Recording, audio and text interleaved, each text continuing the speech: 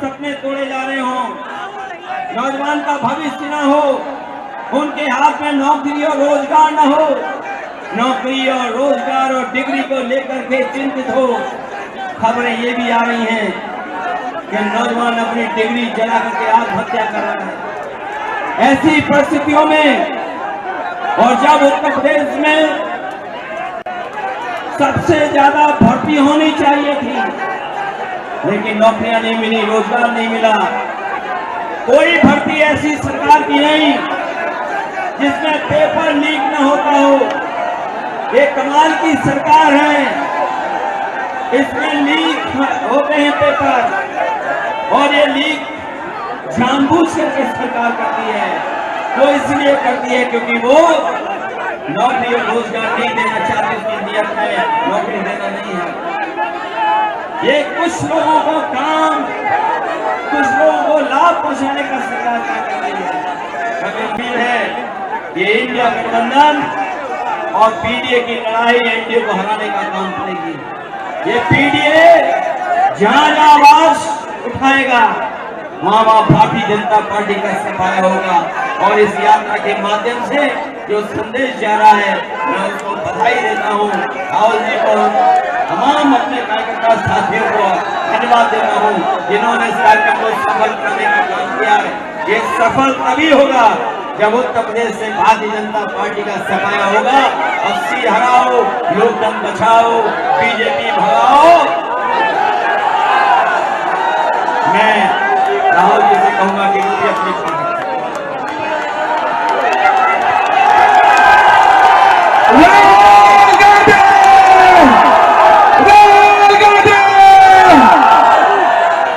धन्यवाद अखिलेश जी। अखिलेश जी, प्रियंका, कांग्रेस पार्टी के अजय राय जी, हमारे सब सीनियर नेता, समाजवादी पार्टी के सीनियर नेता, हमारे कार्यकर्ता, समाजवादी पार्टी के कार्यकर्ता, हमारे मित्रों, आप सबका मैं यहां दिल से बहुत बहुत स्वागत करता हूं। एक साल हुए हमने भारत जोड़ो यात्रा कन्याकुमारी से कश्मीर तक 4000 किलोमीटर चली। समुद्र के तट से हम शुरू हुए, हिमालय की बर्फों तक हमारी यात्रा गई, और यात्रा के अंदर से एक नारा आया, एक व्यक्ति आया दौड़ता हुआ, जैसे ये भीड़ है, उस भीड़ में से एक व्यक्ति आया दौड़ता हुआ, मेरे सामने खड़ा होकर ऐसे कहता है, राहुल जी मैं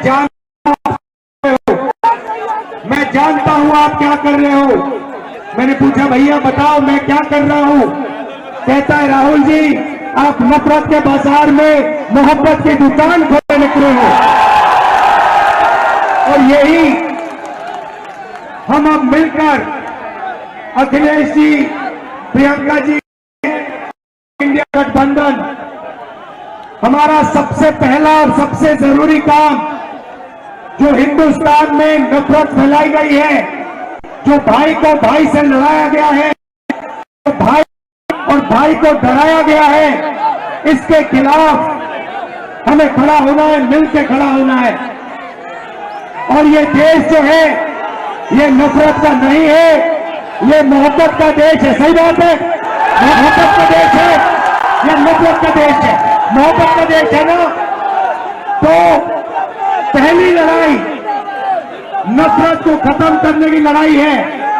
मैं आपसे पूछता हूं, नफरत को नफरत से काटा जाता है? नहीं, नफरत को सिर्फ मोहब्बत काट सकती है। सही बात, नफरत को किस चीज से काटा जाता है? सुना नहीं मैंने? ये मोहब्बत से काटा जाता है, और हम इनकी नफरत को मोहब्बत से मिटाएंगे। अब यात्रा पे जब मैं चल रहा था, लोगों ने मुझसे कहा कि राहुल जी आप 4000 किलोमीटर चल रहे हो, तो मिटाने की कोशिश कर रहे हो। मैं उनसे पूछता था भैया आप मुझे बताओ इस नफरत का कारण क्या है? मुझे कहते थे राहुल जी, इस नफरत का सबसे बड़ा कारण है कि हिंदुस्तान में अन्याय फैल रहा है। गरीबों को अन्याय, किसानों के खिलाफ अन्याय, मजदूरों के खिलाफ अन्याय, महिलाओं के खिलाफ अन्याय। अगर आप गरीब हो, आपके साथ 24 घंटा इस देश में अन्याय होगा। तो नफरत का कारण अन्याय है और इसीलिए हमने भारत जोड़ो यात्रा में अन्याय शब्द जोड़ दिया है। अब यहां भीड़ से मैं पूछना चाहता हूं, इस देश में पिछड़े वर्ग के कितने लोग हैं? 50%। इस देश में दलित वर्ग के कितने लोग हैं? 15%। इस देश में माइनॉरिटी सारी की सारी मिला दो, मुसलमान, सिख, ईसाई कितने, जैन कितने हैं? 15%। 50 और 15 कितना हुआ? 65 और 15 कितना हुआ? उसमें 8% आदिवासी जोड़ दो, कितना हुआ? 88।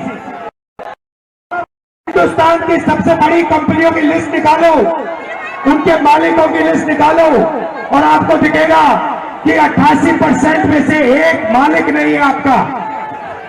आप फिर सीनियर कंपनी की मैनेजमेंट की लिस्ट निकालो, उसमें दिखेगा 88% से एक सीनियर मैनेजमेंट में आपका नहीं है।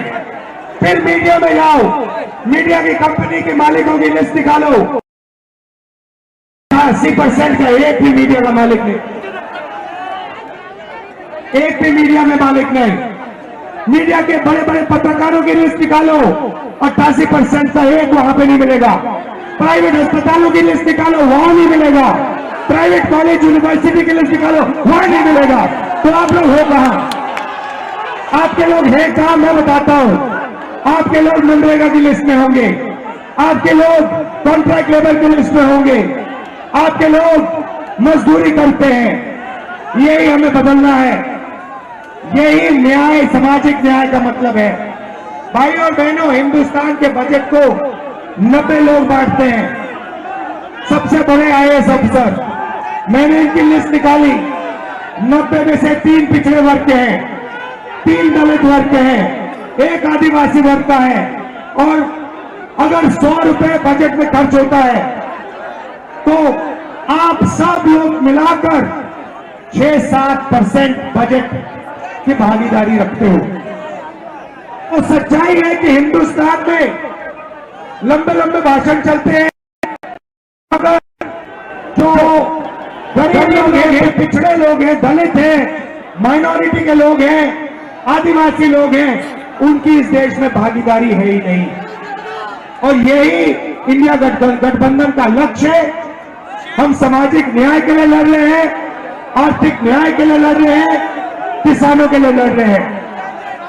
किसानों को सिर्फ एक चीज चाहिए, उन्होंने कहा है कि हमें लीगल एमएसपी दे दीजिए। नरेंद्र सरकार कहती है कि हम आपको लीगल एमएसपी नहीं देंगे, लीगल एमएसपी आपको नहीं मिलेगी।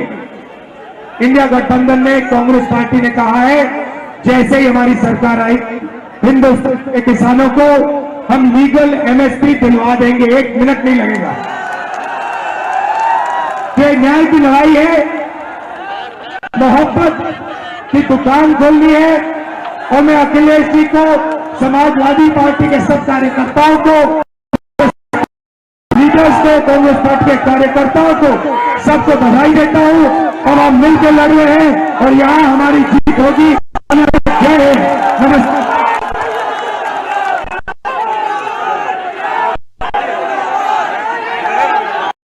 का सम्मान नहीं, यद्यपि ये सब चुने हुए हैं और कोई सुल्तान नहीं, लेकिन जनता की पीड़ा सुनने को इन पर कान नहीं। हाँ, इन पर कान नहीं।